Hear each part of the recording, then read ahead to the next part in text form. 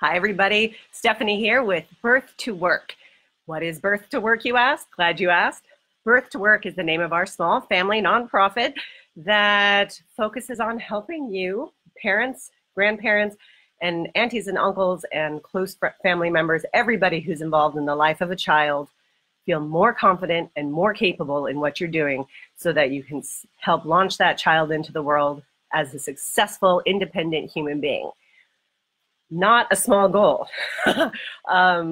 We want to offer a quick welcome, first of all, to those of you who are new joining us. It is so exciting to see the numbers climb and climb every time we do one of these, and every time we put out new materials on our website, birthtowork.org. We see more and more people who are surprised at how much they can learn by the real tangible examples that we're giving out for integrating what we call a leadership parenting model into their world as parents.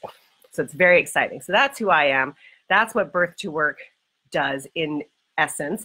For more on that, please visit our website to learn more about our founders, Elaine Scott and Rick Stevens. We've got a ton of information about them as well and about how we came to this leadership parenting style.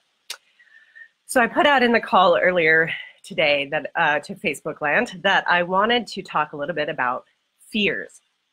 Now, fear is a very, very present thing in people's lives. And I want to be clear, I'm not a therapist, and Birth to Work is not about therapy. That's not what we do. But there are absolutely times when it is necessary. But that's not what we're going to talk about today. There's two levels, I think, of this split of parenting, or two sides of fear when you're talking about parenting. There's this point over here where you've got maybe a crippling sort of social anxiety fear. That's for therapy, professionally dealt with. And then there's this other side to the fear where it's sort of an omnipresent, what am I doing?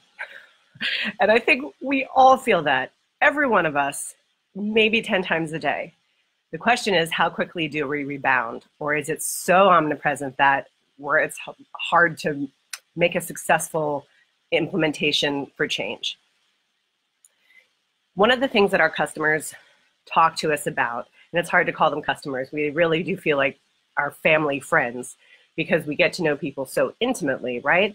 One of the things they talk to us about is this fear that they may have different levels of being able to take care of the everyday stuff, laundry, homework, preparing uniforms for tomorrow. I mean, all of that has to be done and we all do our best. A dirty uniform never hurt anybody.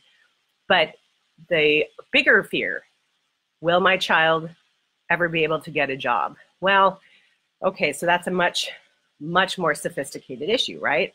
And that's the truth is that's not the sort of thing you're probably thinking about when you have this beautiful little infant in your hands. What you're thinking about when you've got that infant is, I got to keep it alive. And then it gets a little bigger and you go, I got to make sure it doesn't fall over down the stairs when it walks. So there's these immediate fears of safety. It's very soon, very quickly, you start to think about the bigger picture. Oh, they're growing up so fast. They want independence. They want financial freedom. They want, and that's by age 4, I want financial freedom. They don't actually know that they want that. That's not what they're asking for, but they say, I want this thing and this thing and this thing and this thing. And there's so many, so those are little bits along the way. But when your child, for example, says, Mommy, I want that doll, as an example, you go, okay, you're thinking in your head, oh my God, I have bills to pay. Oh my God, that doll is $140 or it's $10, whatever. It's too much. It's more than you want to put out right now. My child has this many dolls at home, and I know the first thing that's going to happen when she gets home is she'll forget about it. Now, in that conversation, those are immediate fears, but then what we can help you do, what Birth to Work does in this sort of mental training to help pull you out of the immediate fears and start thinking about the bigger picture, is you take a look at that moment and you go, I need to pull this out of right now, and I need to talk with my kid, yes, at every age, starting somewhere in the neighborhood of 2 to 3. You can really start having bigger picture conversations with your kids. Even if they don't get it, they will appreciate that in the tone of your voice, you're speaking to them in a responsible way. But you start having the conversation with them about the long-term implications of their choices now. If we buy this, it means we have to give up this. If we buy this now, it means that we no longer have the opportunity to play with this and that at home.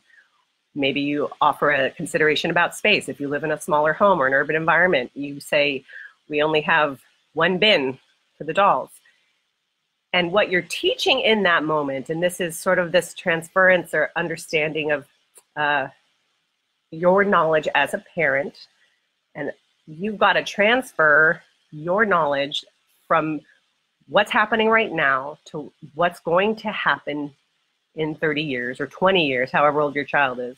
When they leave your home for work, hopefully, they're going to be on their own. And you want them to have a level of understanding for taking care of themselves, a level of understanding about how society, community, government, volunteerism all works. You're trying to prepare your child to be successful down the line. In the moment, your knee-jerk reaction is, oh my God, we don't need another doll, right? But it is your job and something that you have the opportunity to do, and something certainly we can help you do through all of our training and our downloadable materials on birth2work.org. You have the opportunity to step out of the immediate fear of saying no to your child. Maybe I didn't say that before. Maybe that's one of the things you're more afraid of. If I say no, is my kid going to lose their mind? Don't let that be an issue. We also have a really great blog post on the blog section of birth2work.org about what to do in those moments when your child loses their mind. And every child does at times. But that's not for this moment. You can step out of your fear of whatever is going to happen by taking a look logically at how this moment will impact now, tomorrow, and down the line. So we've said, okay, we've identified now in this scenario, like the things that you might be afraid of in the immediate. So you'd say to your child, and as we said, we only have so much space. We already have so many things. We may have to say goodbye to other things. You can say, I would love for you to have that, but here's a great opportunity for you to earn it. Let's set up a number, X, Y, and Z are things that need to accomplish that are outside of your normal realm of responsibility to the family. 3 extra things that you might do to earn a certain amount of money. And those are all ways to stop your fear about saying no in a moment and pushing forward into a positive moment of positive transition. And what you've done in the moment is confer upon your child confidence and strength of character that you're an adult who has it together, who knows what's right and wrong. I'm not going to say they're going to like you and respect you in the moment, but you've conferred that upon them. You've also told them that you have a respect for money, you have a respect for discipline, you have a respect for the things you choose, you have a respect for the environment that you don't need to take. You don't need $35, you don't need $10 really, but that's up to your family to decide. You've conferred all kinds of things that we would attribute to being family values to your child. It's a hugely impactful moment. Parents stay up late at night worrying that they're not doing enough, they're not teaching enough, they're not honoring enough. There's a big picture things, but you're doing it. Every single day you're doing it by letting your child know through modeling what the things are that they need to succeed in the world. So don't worry, you're doing a great job. We can support you more.